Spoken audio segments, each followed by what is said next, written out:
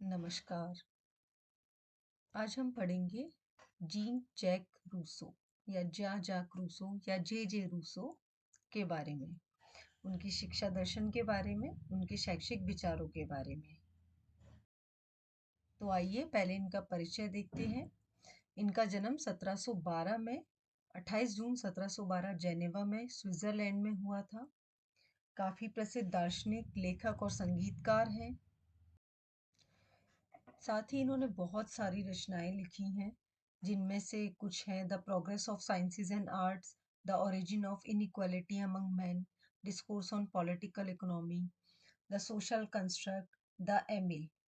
तो अगर हम शिक्षा की दृष्टि से देखें तो रूसो की सर्वप्रसिद्ध रचना एमिल है, जिसमें उसने एमिल नाम के एक काल्पनिक बालक को शिक्षा देने की प्रक्रिया का वर्णन किया है। बेसिकली इन्होंने एक बच्चा इमेजिन किया जिसका नाम एमिल है, और उसकी बचपन से लेके पूरे एंड तक, उसकी लाइफ तक, पूरी लाइफ में कैसी शिक्षा होनी चाहिए, उसे कब कब किस तरह की शिक्षा दी जानी चाहिए, ये सारी चीजें उन्होंने उसे काल्पनिक बालक के माध्यम से डिस्कस की हैं। तो बेसिकली हम इनका शिक्षा दर्शन उस किताब में देख सकते हैं और वहां से इनके शैक्षिक विचारों को समझ सकते हैं। तो रूसो के शिक्षा दर्शन की बात करें तो सबसे पहले कुछ बातें हैं जो समझनी जरूरी हैं। इन्होंने क्या क्या बातें कही हैं। सबसे पहले रूसो ने प्रकृति को आंतरिक विकास के लिए बहुत महत्वपूर्ण माना है। साथ ही वह बाह्य प्रकृति को, जो विभिन्न वस्तुओं और पदार्थों से युक्त है, उसको भी शिक्षा का एक महत्वपूर्ण साधन माना है। अब देखिए, कई लोग आंतरिक प्रकृति की बात करते हैं, अपने आप को समझने की बात करते हैं। कई लोग सिर्फ प्रकृति, जो नेचर है, उसकी बात करते हैं, जो बाहरी नेचर है, पेड़ पौधे पहाड़, जय कृष्ण मूर्ति हमने पढ़ा ही है। रूसो दोनों की बात करते हैं। रूसो कहते हैं कि प्रकृति भी जरूरी है आंतरिक विकास के लिए, और जो बाह्य प्रकृति है, जो विभिन्न वस्तुएं हैं, पदार्थ, जो भी आसपास चीजें हैं, वो भी शिक्षा का एक महत्वपूर्ण साधन है। यानी हम जो भी अपने आसपास जो भी कुछ देख रहे हैं, उसके द्वारा भी हम शिक्षा प्रदान कर सकते हैं। तो किसी भी चीज को साधन के रूप में प्रयोग किया जा सकता है शिक्षा के लिए। साथ ही वो कहते हैं कि बालक की शिक्षा में प्रकृतिवादी दृष्टिकोण होना चाहिए। मतलब अगर हम बालक को शिक्षा दे रहे हैं तो वो प्रकृतिवादी दृष्टिकोण से दें। प्रकृतिवादी दृष्टिकोण का इनका मतलब ये है कि बच्चे के नेचर के हिसाब से, बच्चे की रुचि क्या है, उसकी क्षमता क्या है, उसकी योग्यता क्या है, उसके हिसाब से उसे शिक्षा दी जाए। बच्चे की प्रकृति समझे, उसका नेचर समझे, उसकी रुचि किन चीजों में है। अगर उसकी रुचि साहित्य में है तो उस तरह की शिक्षा दें। अगर रुचि खेलकूद में है तो उस तरह की शिक्षा दें। अगर रुचि कला में है, संगीत में है, तो उस तरह की शिक्षा दें। उसके बाद वो कहते हैं बालक को बालक ही मानिए, ना कि लघु प्रौढ़। आप उसको बच्चा ही रहने दीजिए। आप उसे ये बड़ा मत बना दीजिए। मतलब एक्सपेक्टेशंस कम रखिए। जैसे अक्सर हम होता है, छोटे बच्चे से बहुत कुछ एक्सपेक्ट करने लग जाते हैं, इतने नंबर लाना, ये भी करो, वो भी करो, डांस भी सीखो, म्यूजिक भी सीखो, एकेडमिक में भी अच्छा परफॉर्म करो, घर में भी बहुत अच्छे से रहो, बिहेव अच्छे से करो, मेहमानों के सामने ऐसे रहो। ये तो हम बच्चे को एक बोझ में दबा देते हैं इन सब चीजों के। तो वो कहते हैं बच्चे को बच्चा ही मानना है। वो प्रौढ़ व्यक्ति नहीं है, वो कोई ऐसा बड़ा नहीं है जिसे हम बहुत सारी उम्मीदें करते हैं। वो बच्चा है, उसे अपना बचपन एंजॉय करने दीजिए। बालक के अनुसार उपयुक्त समय पर सही शिक्षा देना, यानी उसकी उम्र के हिसाब से, बच्चे की उम्र के हिसाब से उसको सही शिक्षा दी जाए। अलग अलग उम्र में अलग अलग तरह की शिक्षा दी जाए। इसकी बात उन्होंने की है, ये मैं आगे बताऊंगी किस तरह की शिक्षा दी जाए। बालक को उसकी प्रकृति, क्षमता, योग्यता, रुचि और मनोवृत्ति के अनुसार शिक्षा प्रदान करना। ये जो प्रकृति की बातें करते हैं, तो ये प्रकृति का मतलब ही ये है कि बच्चे की प्रकृति यानी क्षमता, योग्यता, रुचि, इन चीजों का ध्यान रखते हुए उसकी मनोवृत्ति के हिसाब से शिक्षा प्रदान की जाए। ठीक है, वो क्या करना चाहता है उसके हिसाब से।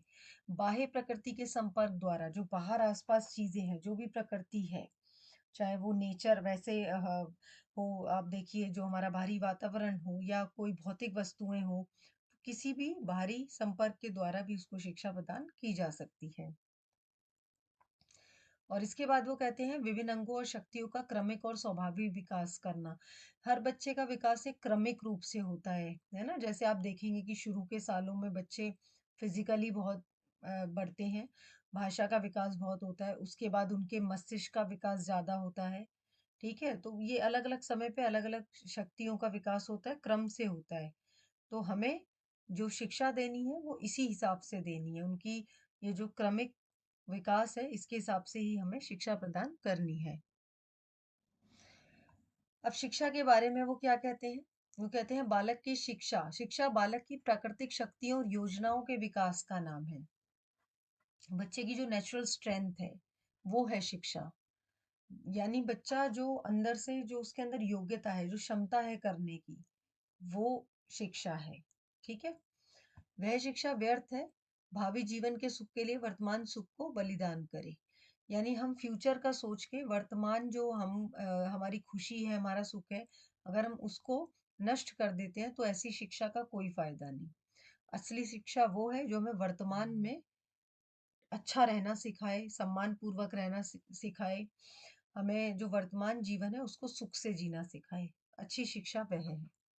शिक्षा बालक को प्राकृतिक वातावरण प्रदान करने में सहायक हो। शिक्षा ऐसी हो जो प्राकृतिक वातावरण प्रदान करे, यानी कि मतलब नेचर की बात करते हैं। रूसो को नेचुरलिस्टिक कहा जाता है। यानी ये एक तो बच्चे की प्रकृति, दूसरा जो वैसी प्रकृति है हमारी, पेड़-पौधे, पहाड़, नदियाँ, झीलें, इन सब की भी बात करते हैं। तो शिक्षा बच्चे को प्राकृतिक वातावरण प्रदान करने में सहायक हो। शिक्षा ऐसी होनी चाहिए जो बच्चे को प्राकृतिक वातावरण प्रदान करे। जैसे जय कृष्ण मूर्ति भी यही कहते हैं कि बच्चे को प्राकृतिक वातावरण में शिक्षा प्रदान की जाए। यानी आस-पास पहाड़ हों, नदियाँ हों, झरने हों, इस तरह प्राकृतिक एक वातावरण में जब बच्चा पढ़ता है, तो उसका जो मस्तिष्क का विकास है वो बहुत अच्छा होता है। उसके बाद वो कहते हैं बालक के विकास, शारीरिक विकास में स्वाभाविकता लाएँ। बच्चे का शारीरिक विकास एक बहुत ही नेचुरल होता है, तो हमें कोई प्रेशर नहीं डालना कि इतना खाओ, ये वर्कआउट करो, ये करो, इतना खाओ, ये खाओ, वो खाओ, ये मत खाओ। तो बच्चे का शारीरिक विकास नेचुरली होने दीजिए। बाल्यावस्था की शिक्षा अनुभवों पर आधारित हो। जो बच्चे की शिक्षा है, छोटे बच्चों की शिक्षा है, उनमें उनके एक्सपीरियंस को शामिल करें। बच्चों के अनुभव क्रिएट करें एक्चुअली, है ना? यानी बच्चों को करके सीखना, बच्चों से खुद करवाएँ, उनके एक्सपीरियंस बच्चे एक्सपीरियंस बनाएँगे, तब उनकी शिक्षा बेहतरीन होगी। किशोरावस्था में बालक के बौद्धिक विकास पर ध्यान दिया जाए, है ना? अब बचपन में वो कहते हैं अनुभव पे ध्यान दिया जाए, किशोरावस्था में बौद्धिक विकास, मस्तिष्क की शिक्षा दी जाए, बौद्धिक विकास। पुस्तकीय ज्ञान की अपेक्षा करके सीखने और निरीक्षण पर बल दिया जाए। अब देखिए, जॉन डीवी ने तो बहुत बाद में आके कहा करके सीखना, रूसो ने काफ़ी पहले ही ये कॉन्सेप्ट दिया कि करके सिखाया जाए या निरीक्षण जो ऑब्जर्वेशन मेथड है, उसके द्वारा बच्चा सीखे। युवावस्था में आध्यात्मिक विचारों को प्राथमिकता दी जानी चाहिए। जो युवावस्था है, किशोरावस्था के बाद वाली जो अवस्था है, उसमें आध्यात्मिक विचारों को प्राथमिकता दी जाए। बच्चों की शिक्षा इस तरह की हो कि उनके आध्यात्मिक विचारों को विकास की सीढ़ी मिले, मतलब विकास करने को मिले, आध्यात्मिक विचारों की ओर वो मुड़े, ज़्यादा ध्यान उस पे दे, तो इस तरह की शिक्षा दी जाए। उसके बाद शिक्षा द्वारा पूर्ण व्यक्तित्वता का विकास हो, यानी शिक्षा ऐसी होनी चाहिए जो एक कंप्लीट पर्सनैलिटी बनाए, एक अ, हम लोगों को जो कंप्लीट एजुकेशन, समग्र शिक्षा की बात जो ऑरोबिंदो करते हैं, उसी तरह से रूसो एक पूर्ण व्यक्तित्व के विकास की बात करते हैं, यानी एज़ ए पर्सनैलिटी हमारा कंप्लीट डेवलपमेंट होना चाहिए। अब वो अलग-अलग पाठ्यक्रम की बात करते हैं, ठीक है? अलग-अलग अवस्थाओं में अलग-अलग तरह का पाठ्यक्रम होना चाहिए। जैसे वो कहते हैं शैशवावस्था के लिए, जो कि 1 से 5 वर्ष की अवस्था है, उसमें शारीरिक विकास की क्रियाओं पे अधिक ध्यान दिया जाना चाहिए, जिससे बालक का शरीर स्वस्थ रहे। तो जब बच्चा छोटा होता है, तो उसकी शारीरिक ग्रोथ काफ़ी होती है ना? तो उसका शरीर स्वस्थ रहे, इस तरह की शिक्षा होनी चाहिए। शरीर स्वस्थ रहेगा तो मस्तिष्क भी शक्तिशाली होगा। तो शरीर का खास ध्यान रखना है इन वर्षों में। उसके बाद बाल्यावस्था जो कि 5 से 12 साल तक की अवस्था है, उसमें शारीरिक विकास के साथ-साथ रुचियाँ जानने से संबंधित विषय होने चाहिए। अब बच्चे का इंटरेस्ट किसमें है, वो जानने से संबंधित विषय होने चाहिए। उसके लिए व्यायाम, खेल-कूद, संगीत, कुश्ती, अन्य प्रतियोगिताओं का आयोजन किया जाना चाहिए। इस अवस्था में भाषा ज्ञान भी कराया जाना चाहिए। अलग-अलग कॉम्पिटिशन कराए जाएँ, फिर देखें बच्चे का इंटरेस्ट किसमें है, उसका जिसमें भी टैलेंट होगा, वो निकल के बाहर आ जाएगा, है ना? बच्चा पार्ट लेगा उसमें, जिसमें अच्छा परफ़ॉर्म करेगा वही उसका टैलेंट होगा। तो ये इस तरीके से उन्होंने बताया है और ये जो विषय बताए हैं, ये आप उस हिसाब से देखिए 17वीं सदी की बात कर रहे हैं ना, तो उस समय के हिसाब से ये बताए हैं उन्होंने। उसके बाद किशोरावस्था के लिए पाठ्यक्रम जो कि 12 से 15 वर्ष तक की आयु है, उसके लिए उन्होंने भूगोल, इतिहास, नागरिक शास्त्र, विज्ञान, संगीत, भाषा और सामाजिक शास्त्र आदि विषयों का अध्ययन आवश्यक बताया, क्योंकि इन विषयों के आधार पे बालक का बौद्धिक विकास संभव है ना? किशोरावस्था में वो बौद्धिक विकास की बात करते हैं, तो बौद्धिक विकास के लिए ये सारे इतिहास, नागरिक शास्त्र, विज्ञान, संगीत इस तरह के विषय बच्चे को पढ़ाए जाएँ। उसके बाद युवावस्था की बात करते हैं। युवावस्था के लिए 15 यानी 15 से 21 साल इसमें भाषा है, साहित्य है, इतिहास, भूगोल, अर्थशास्त्र यानी किसी एक विषय को चुनकर जैसे मास्टर्स वगैरह करते हैं ना हम लोग ग्रेजुएशन करते हैं तो हम उसी विषय को बहुत विस्तार पूर्वक पढ़ते हैं। तो इसी तरह का उन्होंने बताया 15 से 21 वर्ष के लिए भाषा, साहित्य, इतिहास, भूगोल, अर्थशास्त्र, राजनीति शास्त्र इस तरह के विषय पढ़ाए जाएँ। उसके बाद एमिल के 5वें भाग में वो स्त्री शिक्षा के विषय में कहते हैं क्योंकि एमिल तो एक लड़का है तो पूरे जो पूरे पाठों में उन्होंने उसी की शिक्षा की बात की है लेकिन अंत में वो स्त्री शिक्षा की बात कहते हैं और वो कहते हैं कि उन प्रारंभ में उनके शारीरिक विकास पे ध्यान दिया जाए जैसे बाकी बच्चों के और बाद में उनके सिलाई, कढ़ाई, बुनाई, संगीत, नृत्य, गृह कार्य, धर्म, नीति आदि की शिक्षा उन्हें दी जाए। ठीक है? तो वो बेसिकली जैसे ये इतिहास, भूगोल, अर्थशास्त्र इस तरह के विषयों से स्त्री शिक्षा को दूर रखना चाहते थे। वो कहते थे स्त्रियों को सिलाई, कढ़ाई, बुनाई, संगीत, नृत्य इस तरह की चीज़ें सीखनी चाहिए। बेसिकली वो स्त्री शिक्षा के विरोधी थे और इस वजह से उनका काफ़ी विरोध भी होता है। तो रूसों पर कई बार प्रश्न उनके स्त्री शिक्षा से संबंधित विचारों पर ही आता है। तो आपको पता होना चाहिए कि स्त्री शिक्षा के बारे में उनके विचार कैसे थे। कि वो उनको सिर्फ सिलाई, कढ़ाई, बुनाई, संगीत तक ही सीमित रखना चाहते थे। स्त्री शिक्षा का वो विरोध करते थे। जिस तरह से वो बाकी बालकों की शिक्षा में इतिहास, भूगोल, अर्थशास्त्र, राजनीति शास्त्र जैसे विषयों को देखते थे, उस वो स्त्रियों के लिए उन विषयों का निषेध मानते थे। कि इस तरह के विषय स्त्रियों को नहीं पढ़ने चाहिए। उसके बाद वो शिक्षण विधियों के बारे में बात करते हैं। जैसे वो कहते हैं कि शिक्षण में करके सीखने की विधि सबसे उत्तम है। खुद करके सीखिए, स्वयं सोच विचार करके परिणाम निकालिए, करके सीखिए हर चीज़ को। क्रिया पद्धति, वही काम करना, किसी भी चीज़ को करके सीखना, क्रिया पद्धति अपनाई जाए।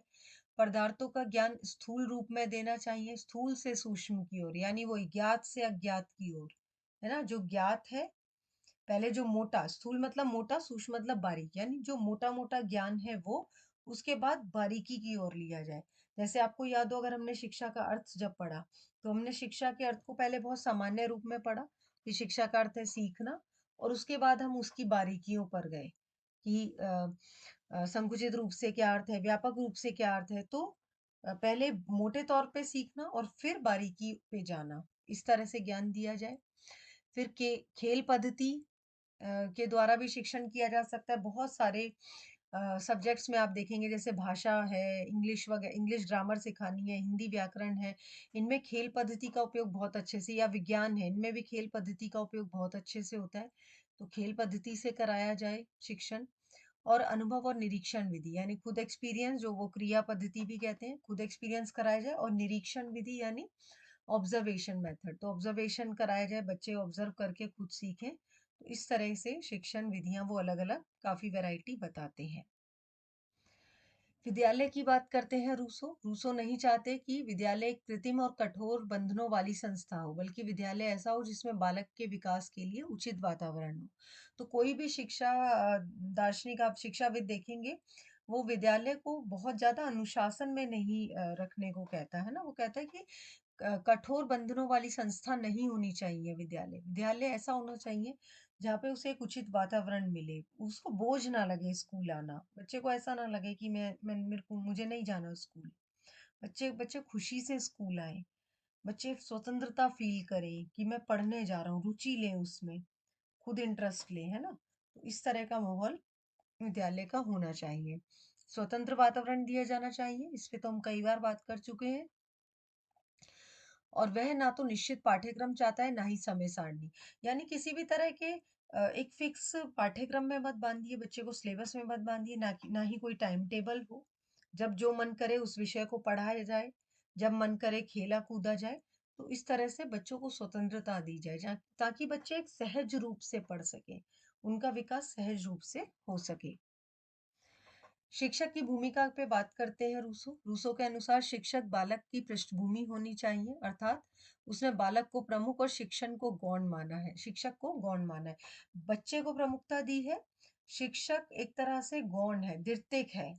यानी शिक्षक सिर्फ एक असिस्टेंट का काम करेगा, सहायक है। बच्चे खुद ब खुद सीख जाएंगे, बच्चे को ध्यान देना है, बच्चे की इम्पोर्टेंस होनी चाहिए। शिक्षक तो द्वितीय भूमिका निभाता है। उसने प्रकृति को ही बालक का सच्चा शिक्षक माना है और उन्होंने माना कि जो नेचर है हमारा, जो हमारे आसपास का वातावरण है, पर्यावरण है, वही बच्चे का सच्चा शिक्षक है। वही प्रकृति की गोद में रहकर बच्चा सब कुछ सीख जाएगा। तो उसको प्रकृति के हवाले कर दीजिए। प्रकृति को सच्चा शिक्षक माना है और शिक्षक को केवल ये चाहिए कि बालक के स्वाभाविक विकास के लिए अनुकूल परिस्थितियों का निर्माण करे। शिक्षक की भूमिका केवल इतनी मानी है कि एक अनुकूल वातावरण बना दे और बच्चे ऑटोमेटिकली उसमें सीख लें। है ना? जैसे बच्चे की भाषा का विकास करना है, तो इस तरह की गतिविधि, इस तरह का एक माहौल बनाए जहाँ बच्चे एक दूसरे से बात करें, कुछ-कुछ लिखें, कुछ-कुछ बातें करें, तो उससे बच्चे भाषा अपने आप सीखेंगे। तो ऐसे ही वो बाकी चीज़ों में विज्ञान के कॉन्सेप्ट सिखाने हैं, तो उसके लिए कुछ ऐसा माहौल बनाए, कुछ ऐसी गतिविधियाँ करवाए, कुछ अनुकूल परिस्थितियों का निर्माण ऐसा कर दे जिससे बच्चे खुद सीख पाएँ, ठीक है? तो शिक्षक की भूमिका को वो बहुत ज़्यादा नहीं मानते हैं रूसो। कुल मिला के बात ये है। तो ये है रूसो के शैक्षिक विचार। वीडियो अच्छा लगा तो लाइक कीजिए, शेयर कीजिए, सब्सक्राइब ज़रूर कीजिए। आगे के वीडियो भी आते रहेंगे। धन्यवाद।